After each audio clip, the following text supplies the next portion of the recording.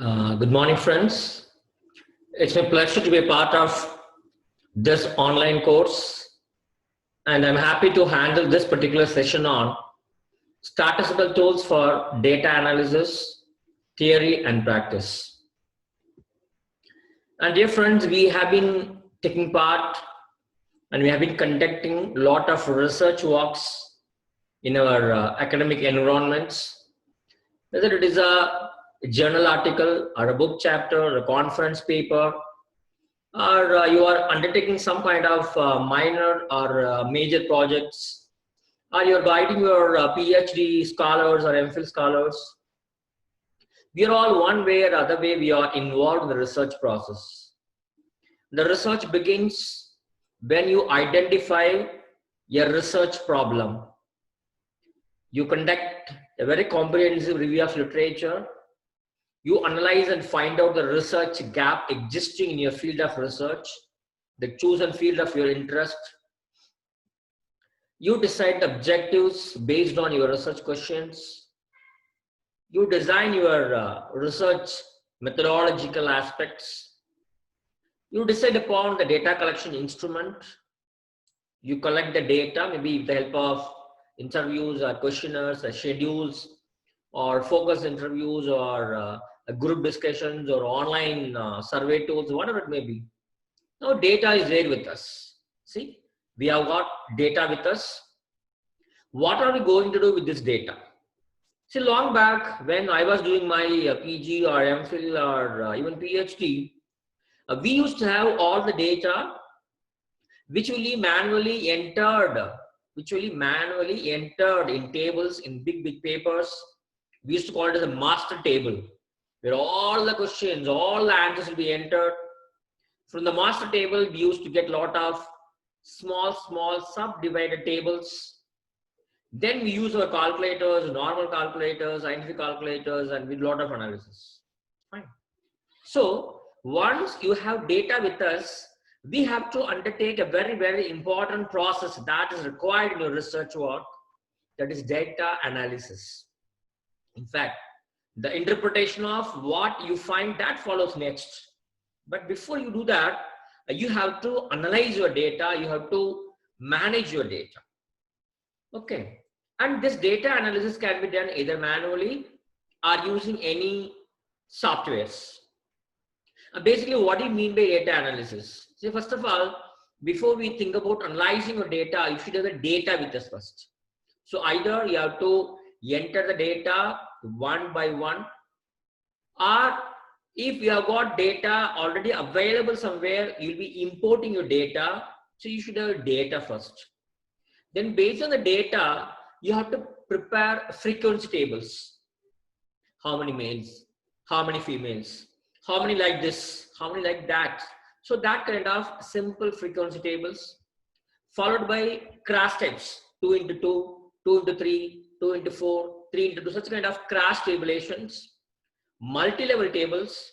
So you should be able to generate tables based on the data, what you have collected, what you have entered, what you have imported. Then based on the data, you should be able to generate charts. The chart can be a pie chart or a bar chart or a clustered bar chart or a histogram or a line chart or whatever it may be. You should be able to generate charts. And then very importantly, you have to apply the suitable statistical tools on the data what you have. So depending on many parameters, you decide what is a suitable tool for my particular research data, then you apply the data. And once these statistical tools are applied, you get some output, some response, and these responses are to be inferred. You should analyze and you should write the interpretation. So all these things take place in the process of your research work called data analysis. Fine. And in this session, I would like to give a very fundamental, basic concepts related to statistical analysis, because these fundamental information will be useful to you when we take up a practical session on use of statistical softwares. Fine. So the first thing you need to understand is the types of variables. See, variable is nothing but something which varies from respondent to respondent. It's nothing but the questions. See, if you're having 40 questions in your research questionnaire, then there are 40 variables. And these questions and these variables can be either qualitative or quantitative. So quantitative variables are measured in numbers, maybe the amount of money you spend in a particular day, number of hours you spend using internet in a day, the amount you saved in a particular month, your quantitative data. Whatever qualitative or attribute variables, there's something like your eye color, your personal traits, religious affiliation, your gender, your nativity. These are all qualitative variables. Fine. And these variables can be either independent or dependent. Please make a very, very clear understanding of these two concepts, because in many of the statistical tools, they talk about these two variables: independent variable, dependent variable. Fine. The independent variable is also called as experiment value or predicted variable. See, it is a variable that is manipulated by the researcher to get valid inferences. In fact, all the socio-demographic variables are treated as independent variables. Your gender, your age, your qualification, your nativity, residing sector. So all these things are independent variables. See, if you take your qualification, I can manipulate the qualification. So I can divide the population, I can divide the sample into those who are with the UG qualification, PG qualification, MPhil and PhD qualification. So based on this particular variable, I can divide the people. I can make divisions in my sample. These variables are called independent variables. Then comes the dependent variables. We call they are outcome variables. So what is the outcome? Maybe the mark scored by a student is a dependent variable. So what can be independent variable? Maybe his gender, maybe whether he goes for tuition or not, whether he undertakes online classes or not, whether he is good in communication or not, number of study hours he spends in a particular week. These are all can be independent variables. So dependent variable is an outcome variable. Independent variable is a predictive variable. Fine. And these variables have got 4 levels. Please understand there are 4 levels of measurement. One is a nominal data, the data which is not having any kind of ranking or ordering. We are simply nominating. For example, we just allot. So for example, gender, we say 1 is male, 2 is female. We just allot. We are nominating 1 to be male, 2 maybe female. You can allot any number for the matter. You can have 100 for male, 120 for female. It's up to you to decide. So there are categories: nominal data, your gender, your nativity, your education qualification, your residing sector. They're all nominal data. Then comes ordinal data. When you have a kind of ordering, when you have got a kind of order between the items. See, for example, you give 3 or 4 cool drinks to respondents. You ask them to rank them. These are first one, second rank, third rank, fourth rank. So that kind of ranked data is called as ordinal data. Then comes interval and the ratio. So both are commonly called as scale data. Both are numbers, numeric data. Fine. But you can ask a question, sir, what is the difference between interval level and the ratio level then? It's very simple. As far as the ratio level is concerned, there is a inherent 0 starting point. There is an original 0. If you say that a person is not working anywhere, his income is 0.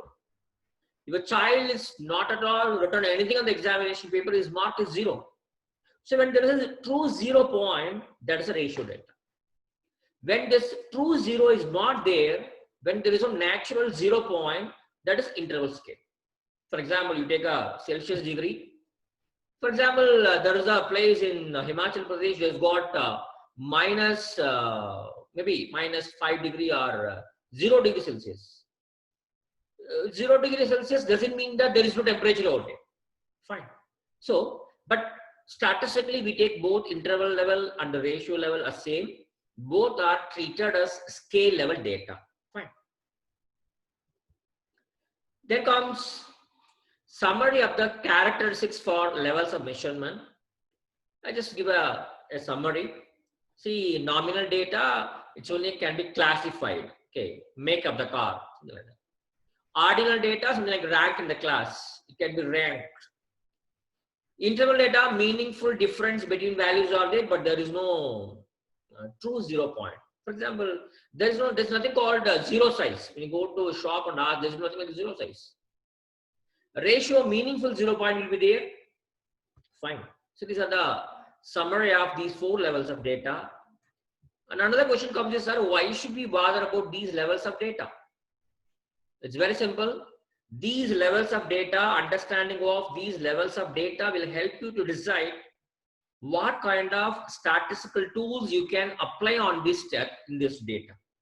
So knowing the level of measurement of data will help you to finalize what statistical tool you can apply on this particular data. So you should have a clear understanding of this nominal data, ordinal data, and scale data, which consists of both interval and ratio data. Then statistics, basically you've got 2 different branches. One is descriptive and another is inferential. See, descriptive statistics is nothing but description of what you collected. Just describes. It just gives you the state of affairs. It just tells what it is. That's it. Then comes inferential statistics, the most widely used by the researchers for testing their hypothesis. Okay, that is inferential statistics. So let's see about these 2. So as I told you, descriptive statistics, it summarizes, it simplifies, and it helps you to present your data. It describes your data. How many males are there? How many females are there? Total number of respondents for the study. Totally how many said yes to this question? How many said no to this question? You can have a chart, something like that. So these are all placed under descriptive analysis. So in descriptive statistics, you can have 3 different types of analysis. One is frequency distribution. You simply say that 40% are female, 20% are UG qualification, 30% are assistant professors, that kind of frequency distributions. And secondly, we have graphical representation. You use all kinds of graphs and charts. And thirdly, we have summary statistics. So you need not tell, for example, if you have collected data from 100 respondents, you need not tell what first respondent told, what second respondent told. No need. You can summarize and give a single data, single answer for the a kind of representation for the entire sample.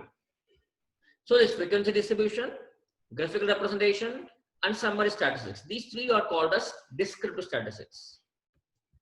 And when you talk about summary statistics, you can have 2 ways of summarizing your data. One is measures of central tendency, which talks about averages. And there's something called the measures of variability, and where we talk about an average variation. Fine. And measures of central tendency has got 3 different items: mode, median, and mean. If you're having a numeric data, you can go for mean, which is the arithmetic average, median, the middle value, mode, the most occurred value. If you're having qualitative data, only mode is possible and mean is never appropriate. Okay. If you ask a question, how many of you like Vijay-Kant or Rajinikanth, something like that?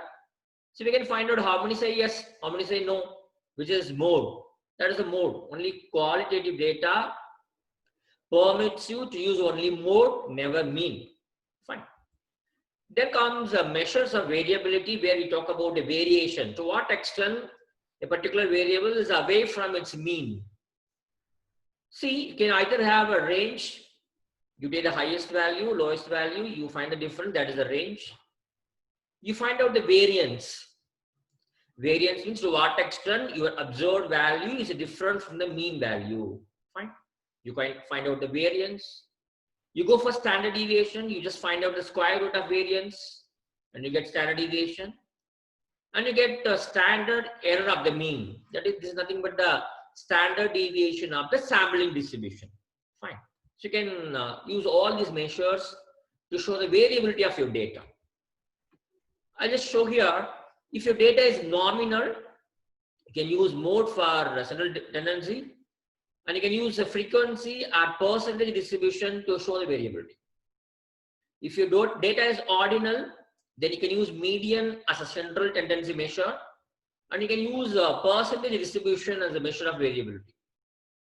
If you're having either interval data or ratio data to scale data, you can use mean as a measure of central tendency, and you can use a standard deviation as a measure of variability. Fine. Then what about this inferential statistics? As I told you, descriptive statistics tells exactly what it is. But inferential statistics is something different. See, there's a big population. From the population, you take only a small sample of students or respondents for your research work. There are n number of samples which you are not taking. That means, out of the total population, we take only a very small number of respondent sample and we analyze and we do research. In inferential statistics, after collecting data only from very few samples, we are going to judge how the population would be.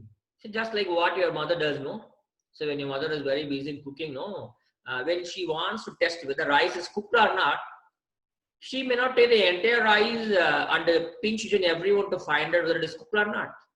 What she does, she just takes either one or two rice. She checks whether it is cooked or not. If it is cooked, she comes to an understanding that the entire bowl of rice is cooked and she switches off the light.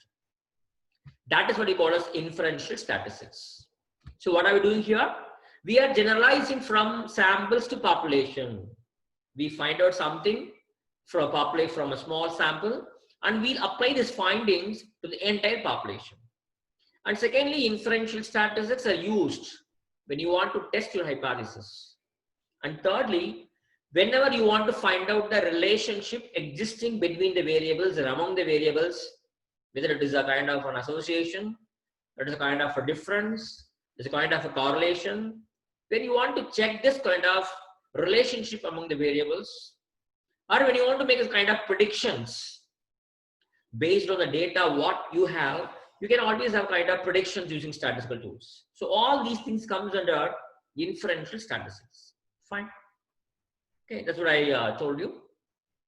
Now, I was talking to you about the hypothesis and testing a hypothesis. See, hypothesis is nothing but a tentative statement and assumption what you have before you start your research work. So based on your observations, based on what you read in various reviews of literature, or based on your discussion with your friends, colleagues, and research supervisors, and based on what your grandma says, grandpa says, your friend says, based on your experience, you have one hypothesis, one assumption. Okay, with that assumption, you conduct the test. Once the test is conducted, you can decide the assumption, what you had, whether it is true or not, whether it is accepted or not. For example, before you start listening to this particular class, you have assumption, whether the class is good, the class is going to be good, it is not bad, it is going to be very bad, boring, some kind of assumption you would have had in the beginning of the class. At the end of the class, when I enter the session, you will check whether the assumption with which I enter this class is okay, I am accepting it, or I am rejecting it. Right? So that is what the hypothesis. See, normally hypothesis is stated in the null form, something like there is no significant difference between male and female in number of hours they spend on WhatsApp. There's not much difference between rural students and urban students with regard to the type of breakfast they take in the morning. So hypotheses are normally stated in null form, and we want to decide whether I am going to accept this hypothesis or I am going to reject this null hypothesis. How? After doing a kind of statistical analysis. At what level I am going to accept or reject? Normally, internationally, there is a standard called 0.05. That is, up to 5% I can manage. 5% errors by chance can be accepted. If the percentage of error goes beyond the 5%, the occurrences are more than 5%, then I will not accept. So that is 5% is the internationally accepted standard for accepting or rejecting your null hypothesis. Fine, good. So what are the 4 steps you need to follow in testing your hypothesis? First of all, you should state your hypothesis. You should write your hypothesis. What is hypothesis? There is no significant difference between gender and the preference of soft drinks. Fine. It's a very simple hypothesis. You have to write the statement. Then you fix what is your level of probability, level of significance. As I told you, either you can have 5%, or you can have 1%, or you can have 10%. But universally, in social sciences, we go for 5% level of significance. So 0.05 is taken as the cutoff point. And what is the third step? You do a statistical analysis, either manually or using some softwares. You find out something what you call as p-value, probability value, or sig value, whatever you call it. Whether you call it as a p-value or you call it as a sig value, it doesn't matter. So by doing an analysis, you get the sig value or p-value. Fine, third step is over. And what is the fourth step? Whatever sig value, whatever p-value you have calculated, that is to be compared with the level of significance what we had already fixed. You fixed it either as 5% or 1%, 0.05 or 0.01 you fixed. Now you have to compare these two. Which two? The sig value or 2 value, what you got out of your statistical analysis, and the level of significance, what you have fixed before. You compare these two. And you decide whether you are accepting a null hypothesis or you are rejecting a null hypothesis. Right. See, the p-value, what you have got out of your statistical analysis, if the p-value is less than 0.05, then the null hypothesis is rejected and the alternative hypothesis is accepted. Suppose the p-value what you got as a result is more than the significant level of 0.05, then the null hypothesis is accepted. Fine, it's very simple. These are 4 steps which are applicable for all kinds of statistical tests. Then there is something called a one-tailed or a two-tailed test. What are they? It depends on whether your hypothesis is directional or non-directional. See, if you're having a directional hypothesis, you have to go for one-tailed t-test. If you're having a non-directional hypothesis, you go for two-tailed test. See, when you're conducting a test, you very, very clearly, you are knowing that I'm going to study 2 variables, that is income and demand. So I know very well that whenever income is more, demand is more. Whenever income is less, demand is less, is universally accepted truth. So I know very well the relation between these 2 items. So if you want to test this hypothesis, then actually you have to go for one-tailed t-test. You know very well that it will be like this. Whenever income is increasing more and your demand is also more. But there are cases, many cases where you will not be having any idea whether this can be this way or that way. You're not sure. It can be either this side or that side. See, for example, I want to check to what extent male students and female students differ in their attitude towards Facebook. Okay, so I'm not sure. I have to conduct a test. Either it can be positive, it can be negative. Either it can be more time spending or less time spending. They may rank it higher, they may rank it lower. They may rate it best, they may rate it the worst. So I don't know how they're going to give their opinions. So when I'm not sure about my direction of results, I should go for two-tailed t-test. I think it's fine, clear. Then very importantly, we have 2 groups of statistical tools, parametric test and non-parametric test. And you should exactly understand and clearly understand on what occasions I should conduct parametric tests and on what occasions I should conduct non-parametric. Right. See, to decide whether you have to conduct parametric or not, there are certain assumptions. There are certain conditions. If these conditions are fulfilled, then you can conduct parametric tests. If the conditions are not fulfilled, you go for non-parametric. Fine. What are the conditions? So I will tell you 2 conditions. One is the data what you have collected should be either interval data or ratio data. That means there should be a number data. There should be a scale data. If that is a number data, numeric data, interval data, scale data, ratio data, then you can go for parametric test, no problem. First condition. Okay, you have collected the data in numeric form. What second condition? The data should be normally distributed. The data is normally distributed, then you can go for parametric. So two conditions: the data should be a number, a numeric data, and the data should be normally distributed, then you can go for parametric tests. If any one of these two conditions are not fulfilled, then you can go for non-parametric. That means the data what you have is either nominal data or ordinal data. So you have to conduct only non-parametric tests. Otherwise, you have collected the data which is a numerical form.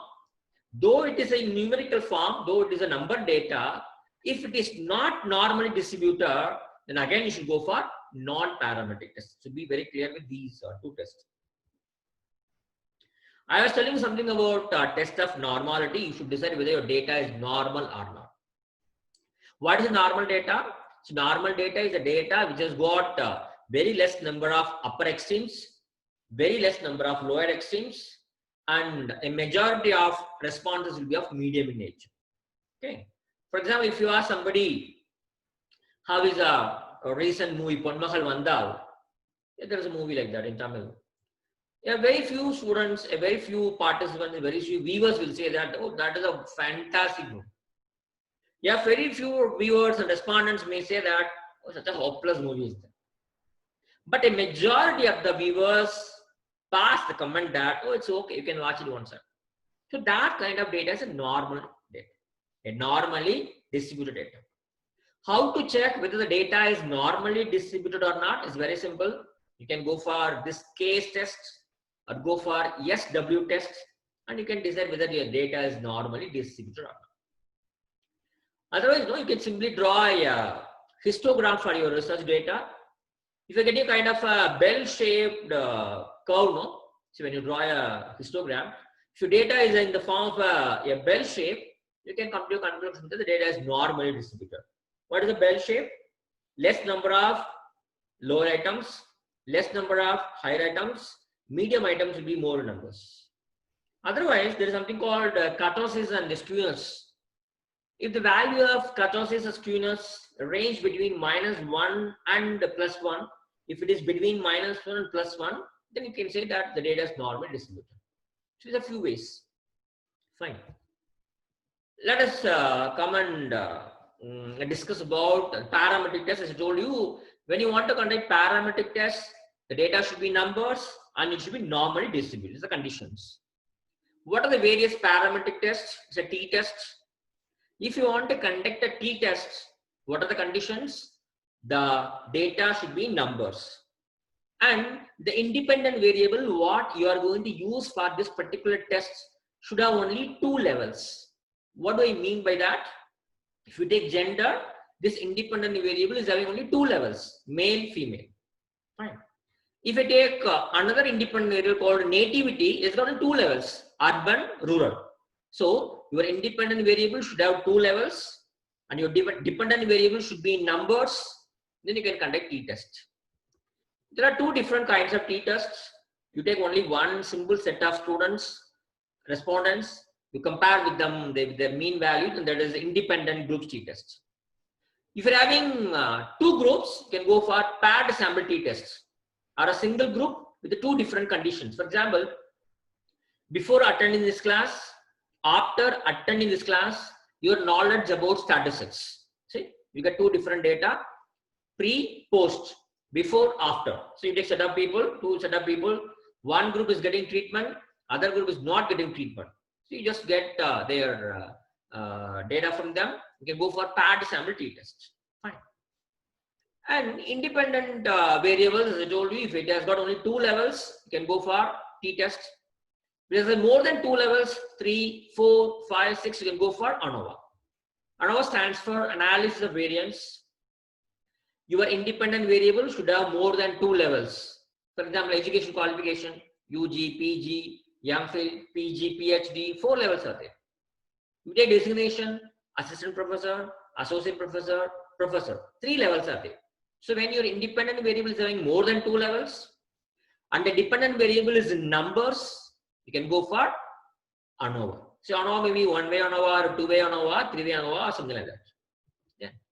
Then comes Pearson correlation. So when you're having two data, both the data are numbers. When you want to find out the relation, a linear relation that exists between these two variables, you can go for Pearson's correlation coefficient.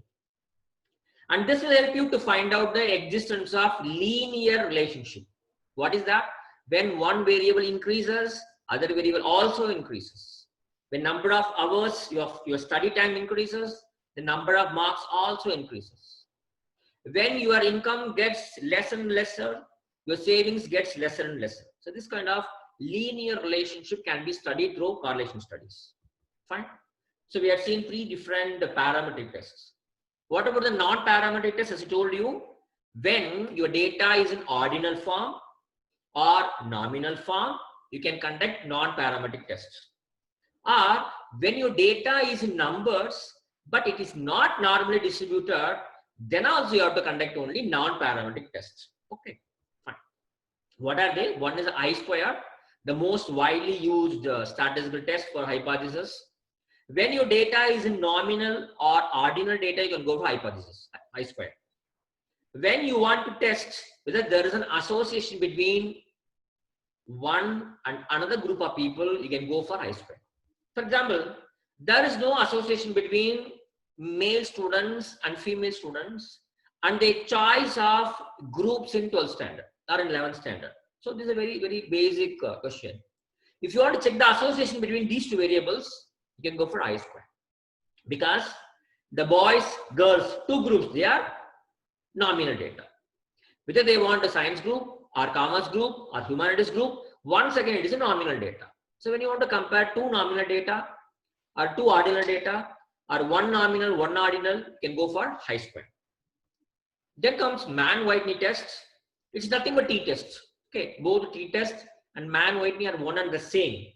T-test is a parametric test. Mann-Whitney is a non-parametric test. Okay. Here also, your independent variable should have two levels, and the data can be either ordinal or it can be numbers. If it is an ordinal, you have to conduct only Mann-Whitney. See, if the data is in numerical form, it is in numbers, but data is not normally distributed, you have to conduct Mann-Whitney. It is equivalent to t-test. Then comes Wilcoxon signed rank test. It is equivalent of paired sample t-test. So you got the pre and post, before and after, such kind of data if you're having. So before introducing a particular technology in your shop, how many products are sold, how many products are sold after the introduction of particular technology. So before, after. You can go for this particular test when you're having ranks or when your numeric data is not normally distributed, you can go for Wilcoxon signed rank test. It is equivalent of paired sample t-test. Then comes Kruskal-Wallis Hutch test. It is equivalent of one-way ANOVA. When your independent variable is having three or more than three levels. When your dependent variable is ordinal data or your dependent variable is a not normally distributed numeric data. If it is so, you can go for Kruskal-Wallis. It is equivalent of one-way ANOVA. Fine. And this is Spearman's rank correlation. When you want to compare two ranks, not numbers, you got two ranks. Yeah, student is assessed by two different teachers. They have ranked the students. So if you want to compare the relationship existing between these two ranks, you can go for Spearman's rank correlation. It is equivalent to Pearson correlation. Pearson correlation is used when numbers are there, numeric data is available. Spearman's rank correlation is used when the data is available in an ordinal scale. Fine. And to do these kinds of data analysis, we got a lot of softwares.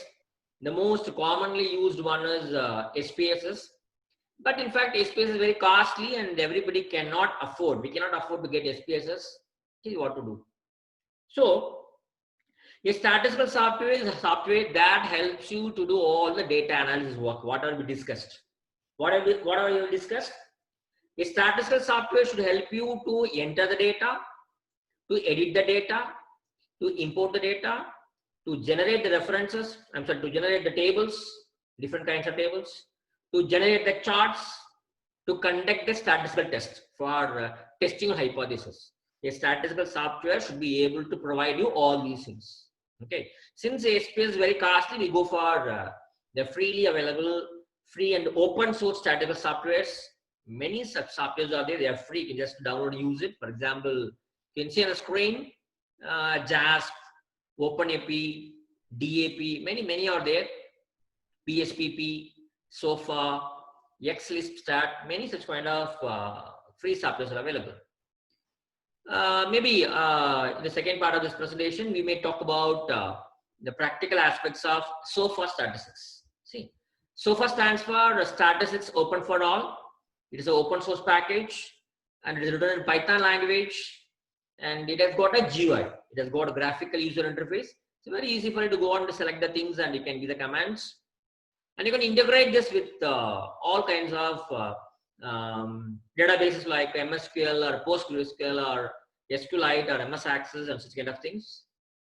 And SOFA is available for many kinds of operating systems. Whether you have MS Windows or Ubuntu or Linux or Mac, you can use SOFA.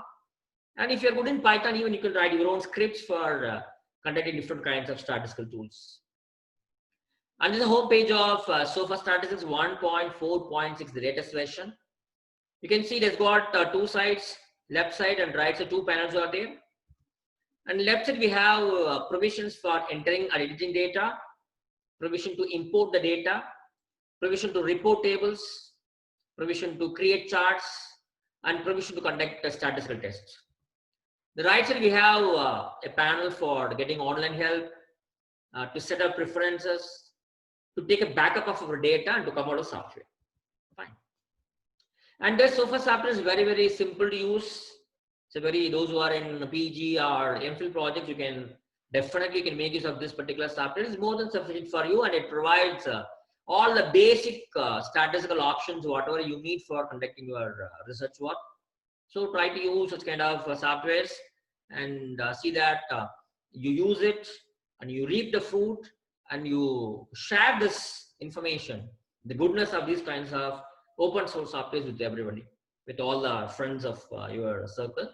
So thank you so much for listening to me, and maybe we will meet you in the second session, wherein we would have a practical demo of this particular SOFA statistics. Till then, thank you so much.